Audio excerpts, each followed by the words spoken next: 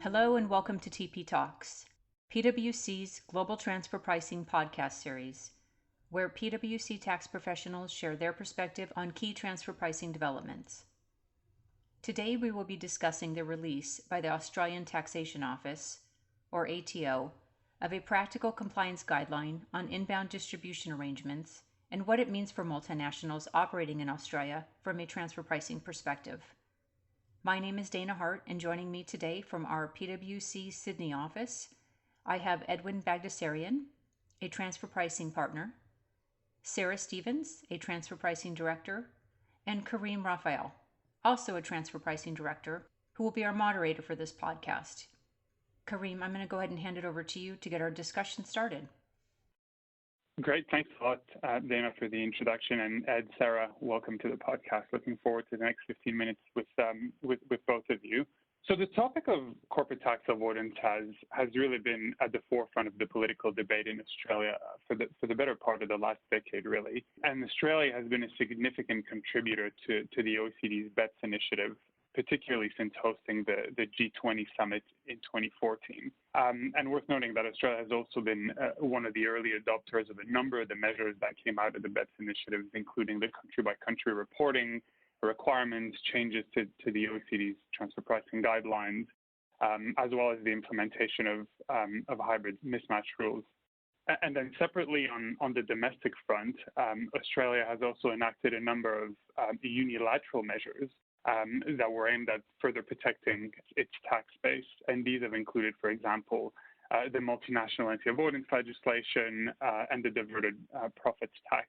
Now, in the same vein, the ATO also released a number of administrative guidance materials, including one that we refer to here in Australia as practical compliance guidelines, or PCGs. So in the words of the ATO, really, PCGs are intended to provide broad law administration guidance to really address the practical implications of administering tax laws in Australia. And in the context of today's discussion, the PCGs that we're going to be talking about are really risk assessment frameworks that are released by the ATO in relation to some specific types of related party transactions, and that are really intended to provide guidance to taxpayers on how the ATO will allocate its compliance resources according to the level of risks associated with these types of transactions. So just for completeness, really, PCGs are to be contrasted with rulings in the first instance, which are really intended for the ATO to express a view on the application of a specific tax law provision, whereas I mentioned previously, PCGs are really intended to be more of an assessment framework on how the ATO will allocate compliance resources.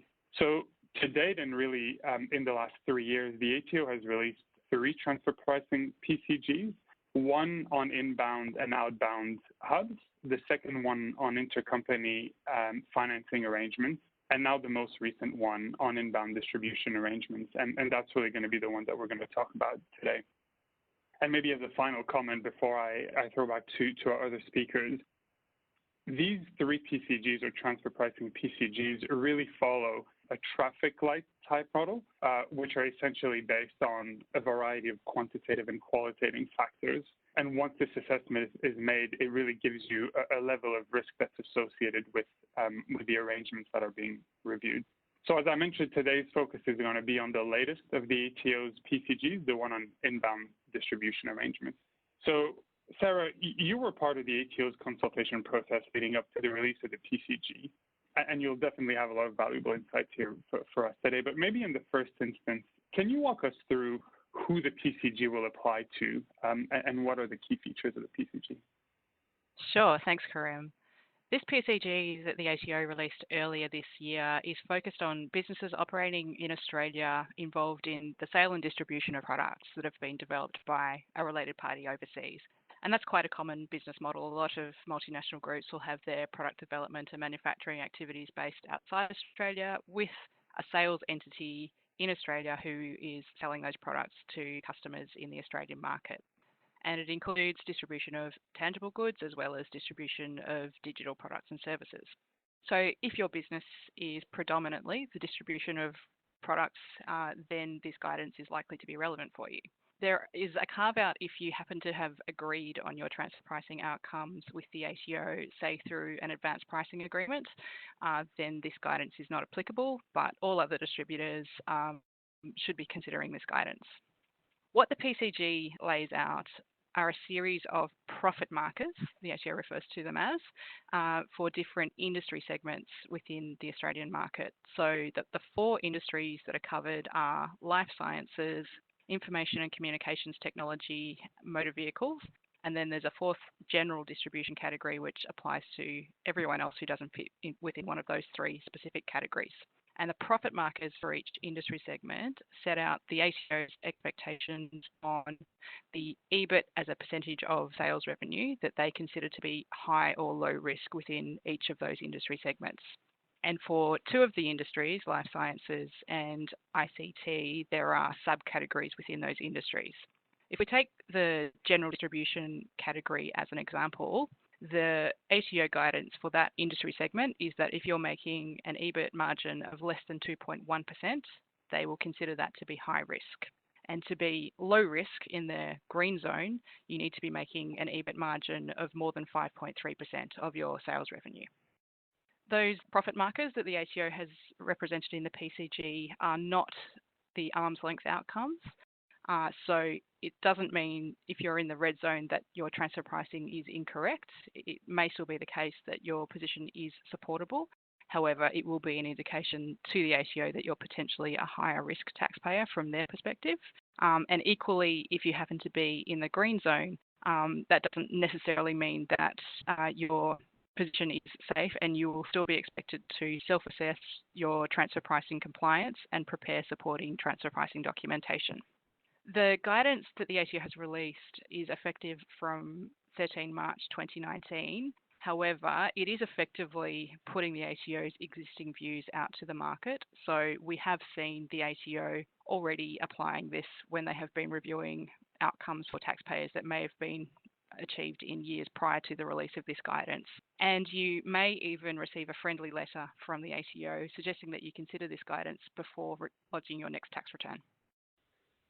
Great, thanks, Sarah, for these comments. That was a great summary of the PCG. The one thing that really stands out to me when I listen to you describe the PCG is the acknowledgement by the ATO that the profit markers do not necessarily represent arm's length outcomes, and especially that they're not to be considered as safe harbors either.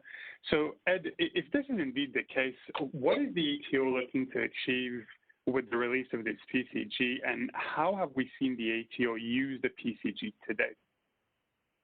Yes, thanks, Grim. And touching on a couple of points that both you and Sarah raised so far in the session. So I think you mentioned at the start, this is different to a ruling, right? So the ATO's knowledge of the PCG is not law, but at the same time, it does serve an important purpose from the ATO's perspective. And that is, by stating its views around what the ATO considers appropriate for the transfer pricing of a distributor, it is hoping to influence taxpayer behaviour to move and line to outcomes considered more reasonable from the ATO's perspective when it comes to transfer pricing and inbound distributors.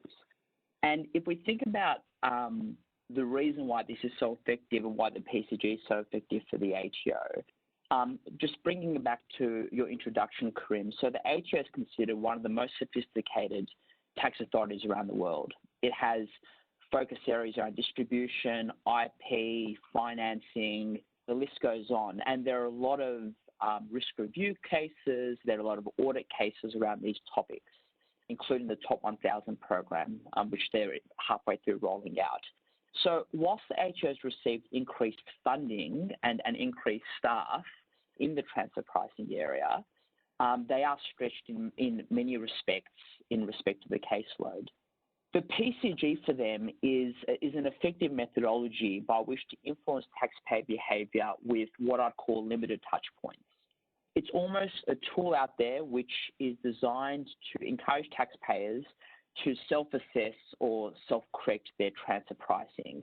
And it's the influencing of behaviours to move taxpayers to what I'd call as between the ATO's flags when it comes to profit markers for inbound distributors. And through the risk assurance process, through the reportable tax position RTP schedule, through discussions in APAs, by taxpayers completing the PCG, they know where to focus their efforts when it comes to risk reviews because they know where companies are sitting in terms of distribution function. So if I was to summarize, it's a useful tool from two perspectives.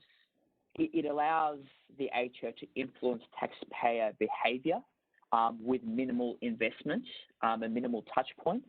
And at the same time, by the fact that taxpayers have to complete the PCG schedule in many respects, they will know where to allocate their resources for risk review cases, for audit cases, by obviously starting with cases that are in the red zone and working their way forward. So it's quite a clever way, if you think about it from a policy perspective, to achieve both of these aims, given their busy transfer pricing and border tax workload as it stands today.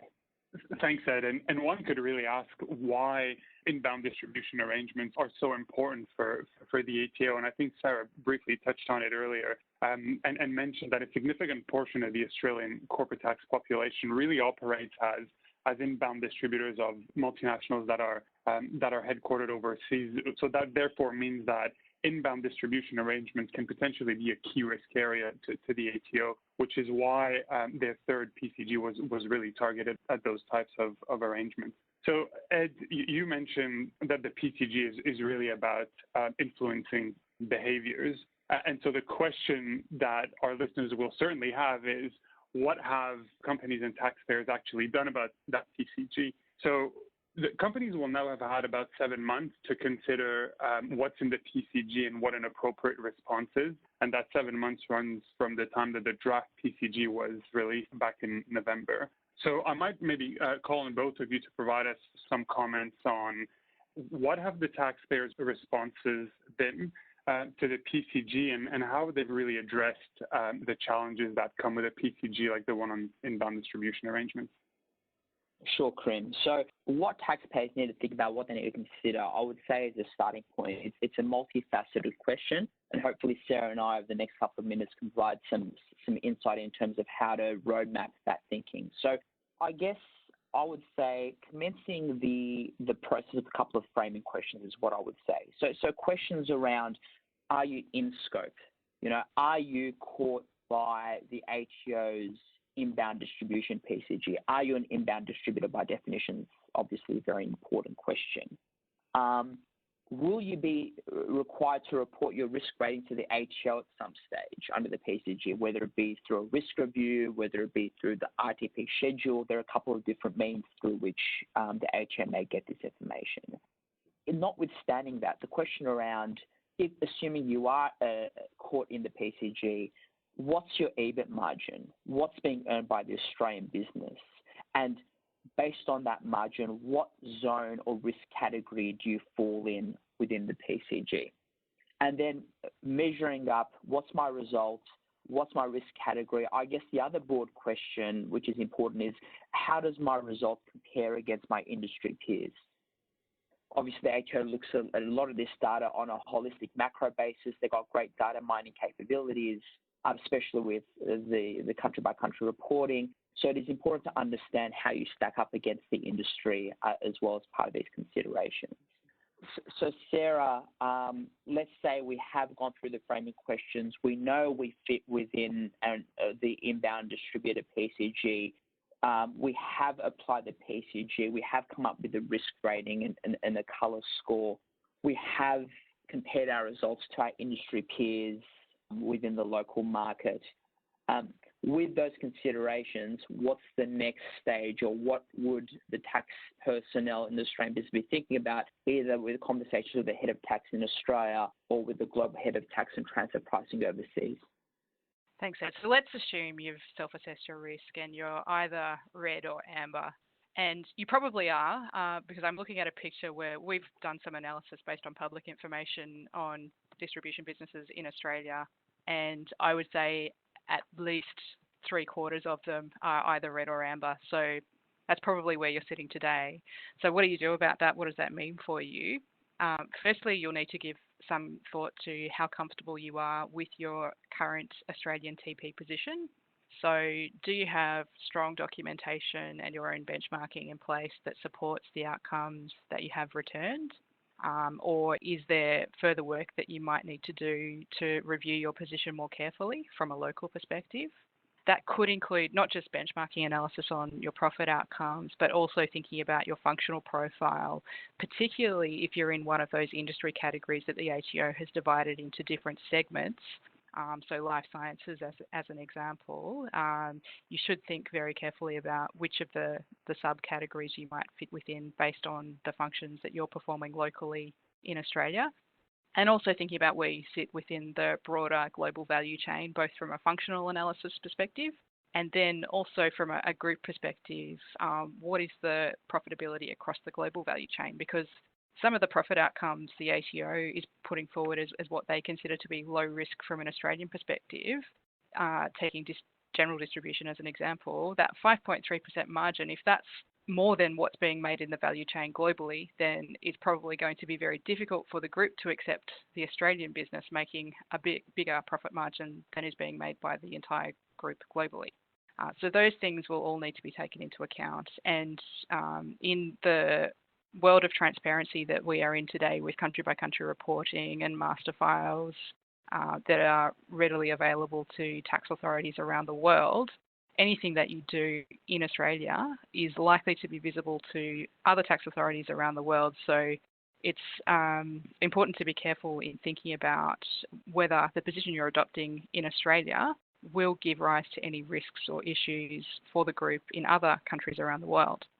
So the options that you might have in going forward would include maintaining your current position and reviewing your documentation to think about whether you're comfortable that's robust enough if you are in a high risk category, which means there's a strong likelihood that you will be reviewed by the ATO at some point in the near future.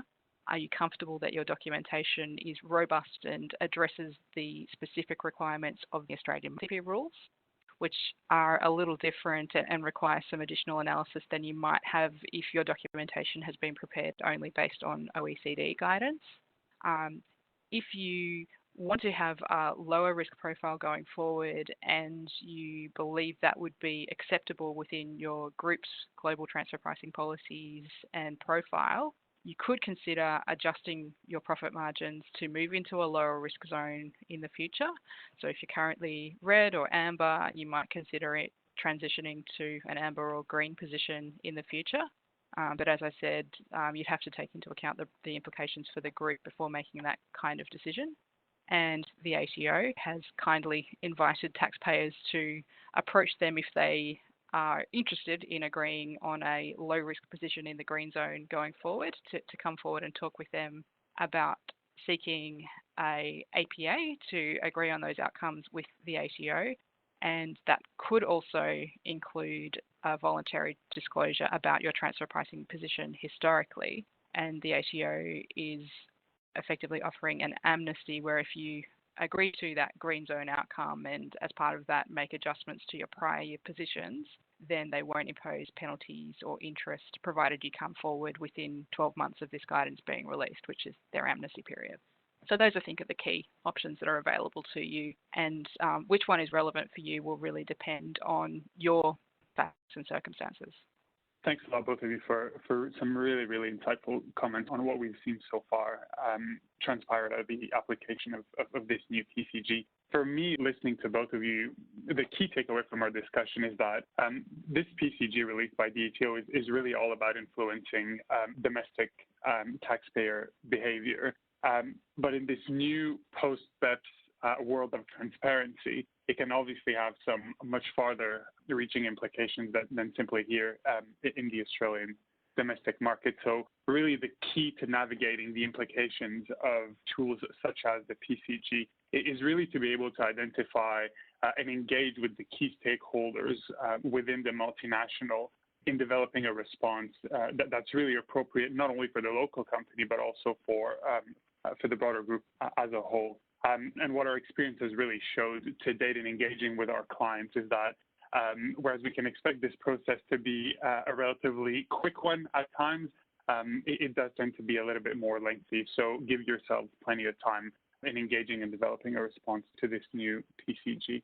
As I mentioned earlier, the PCG on inbound distribution arrangements is really the third PCG that the ATO has released from a transfer pricing perspective, along with the PCG on hubs and on intercompany financing. But we certainly know and expect that there are more of these PCGs to be released shortly by the ATO.